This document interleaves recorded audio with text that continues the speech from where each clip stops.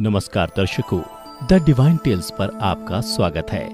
आज के इस एपिसोड में मैं आपको एक ऐसी कथा के बारे में बताने जा रहा हूं जिसमें भगवान विष्णु ने माता लक्ष्मी को एक फूल तोड़ने के कारण नौकरानी बनने का शाप दे दिया। कथा के अनुसार एक बार भगवान विष्णु जी शेषनाग पर बैठे बैठे बोर हो गए और फिर उन्होंने मन ही मन पृथ्वी लोक के भ्रमण का निश्चय किया। वैसे तो कई साल हो गए थे उन्हें धरती लोक पर आए हुए, इसलिए वो अपनी तैयारी में लग गए।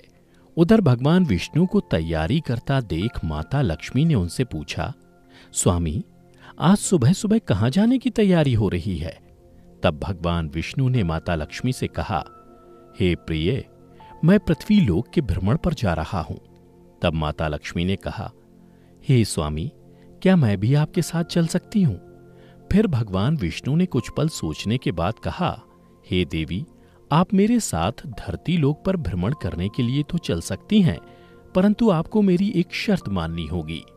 उसके बाद माता लक्ष्मी बोली, हे स्वामी, मैं आपके साथ धरती लोक पर चलने के लिए कोई भी शर्त मानने के लिए तैयार हूं। आप शर्त तो बताइए।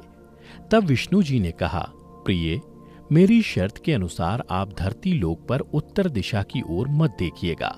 उसके बाद माता लक्ष्मी ने विष्णु जी की शर्त की स्वीकृति दे दी और फिर दोनों धरती लोक के लिए प्रस्थान कर गए। सुबह सुबह जब माता लक्ष्मी और भगवान विष्णु पृथ्वी लोक पर पहुंचे, उस समय सूर्य निकल ही रहा था। रात को बरसात हुई थी, इसलिए धरती लोक का मौसम बड़ा ही सुहावना था। बारिश के कारण धरती पर चारों ओर हरियाली फैली हुई थी। धरती बहुत ही सुंदर दिख रही थी। धरती की सुंदरता देख माता लक्ष्मी मंत्रमुग्ध हो गईं और इधर उधर देखने लगीं।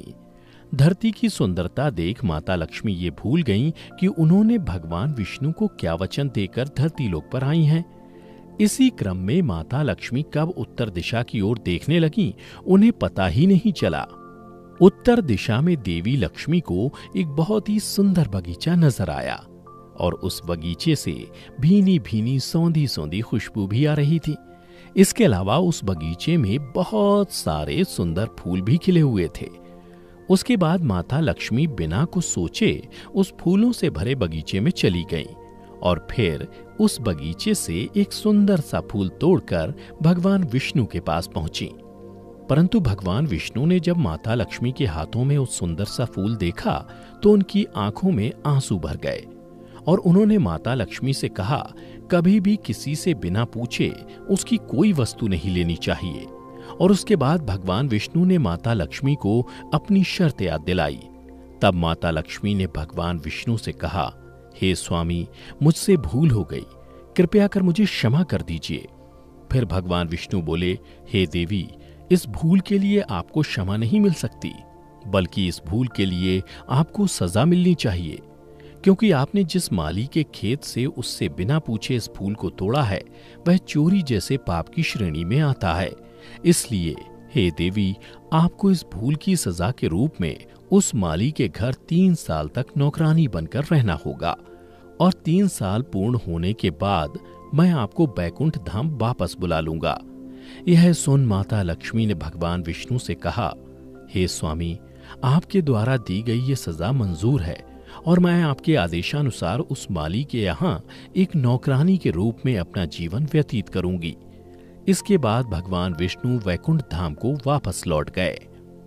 उधर भगवान विष्णु के वैकुंठ धाम वापस लौटने के पश्चात माता लक्ष्मी एक गरीब कन्या का रूप धारण कर उस माली के घर पहुंची। वहां पहुंचकर माता लक्ष्मी ने देखा कि उस माली के पास घर के नाम पर एकमात्र टूटी सी झोपड़ी थी और उस माली का नाम था माधव। माधव उस टूटी हुई झोपड़ी में अपनी पत्नी, 3 बेटियों और 2 बेटों के साथ रहता था। वे सभी उस बगीचे में काम करके किसी तरह अपना गुजारा करते थे। फिर माता लक्ष्मी जब एक गरीब कन्या के रूप में झोपड़ी के आंगन में पहुंची तो माधव ने पूछा, बेटी, तुम कौन हो और यहाँ किस लिए आई हो? तब कन्या रूपी माता लक्ष्मी ने माधव से कहा, मैं एक गरीब लड़की हूं और मेरी देखभाल करने वाला भी कोई नहीं है और मैं कई दिनों से भूखी भी हूं। कृपया आप मुझे अपने यहाँ कोई काम दे दो, मैं आपके घर का भी काम कर दिया करूंगी। कृपया कर आप मुझे अपने यहाँ रख लो माधव बहुत ही भला इंसान था। उसे उस लड़की की बातें सुनकर दया आ गई। फिर माधव ने कन्या रूपी माता लक्ष्मी से कहा, बेटी, मैं तो एक गरीब माली हूं। अपनी कमाई से बड़ी ही मुश्किल से मैं अपने घर का खर्च चला पाता हूं, परंतु अगर मेरी 3 की जगह 4 बेटियां होती तो भी मुझे इस कमाई में किसी तरह गुजारा करना पड़ता। इसलिए अगर तुम मेरी बेटी बनकर मेरे घर में रहना चाहती हो तो रह सकती हो। जैसा हम लोग रूखा सूखा खाकर रहते हैं, अगर तुम वो खाकर यहां खुश रह सकती हो तो अंदर आ जाओ। माधव की ये बातें सुनकर माता लक्ष्मी वहां रहने को तैयार हो गईं। उसके बाद माधव कन्या रूपी माता लक्ष्मी को झोपड़ी के अंदर ले गया और अपने परिवार के बाकी लोगों से मिलवाया और बोला, आज से ये कन्या मेरी बेटी बनकर इस झोपड़ी में हम लोगों के साथ रहेगी। यह सुन माधव के परिवार वाले खुश हो गए। उधर मां लक्ष्मी के आने के बाद दूसरे दिन माधव की इतनी कमाई हुई कि उसने शाम तक एक गाय भी खरीद ली। इसी तरह दिनों दिन माधव की आमदनी बढ़ने लगी। इसके बाद माधव हमेशा ये सोचने लगा कि हो ना हो ये लड़की अवश्य ही कोई देवी है, जिसके आने के बाद ही मुझे ये सारी सुख सुविधाएं मिली हैं। इसी तरह 3 साल बीत गए और जब अगले दिन माधव खेतों से काम करके अपने घर आया तो उसने अपने घर के दरवाजे पर एक देवी स्वरूप गहनों से लदी एक महिला को देखा।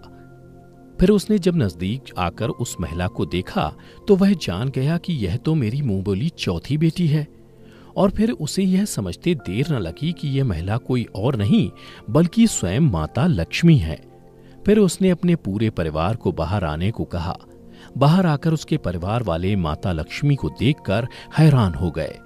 उसके बाद माधव ने हाथ जोड़ते हुए माता लक्ष्मी से कहा, मां, मुझे और मेरे परिवार को माफ कर दो। मैंने अनजाने में आपसे खेत और घर के काम करवाए। इस अपराध के लिए हम सभी को माफ कर दो मां। माधव के मुख से ऐसी बातें सुनकर मां लक्ष्मी मुस्कुराते हुए बोली, माधव, तुम बड़े ही अच्छे और दयालु व्यक्ति हो। तुमने मुझे इतने दिनों तक अपनी बेटी की तरह प्यार दिया है, जिससे प्रसन्न होकर मैं तुम्हें एक वरदान देती हूं कि तुम्हारे और तुम्हारे परिवार के पास कभी भी धन और खुशियों की कमी नहीं होगी। तुम्हें वो हर सुख मिलेगा जिसके तुम हकदार हो। इसके बाद माता लक्ष्मी विष्णु जी द्वारा भेजे गए रथ में बैठकर वैकुंठ धाम वापस चली गईं। तो दर्शकों, आपको हमारी ये कथा कैसी लगी? नीचे कमेंट करके जरूर बताइएगा। अगर कथा अच्छी लगी हो तो इसे ज्यादा से ज्यादा लाइक और शेयर करना मत भूलिएगा। साथ ही अगर आपने अभी तक हमारे चैनल द डिवाइन टेल्स को सब्सक्राइब नहीं किया है तो अभी सब्सक्राइब कर लें। अब हमें दीजिए इजाजत। आपका बहुत बहुत शुक्रिया।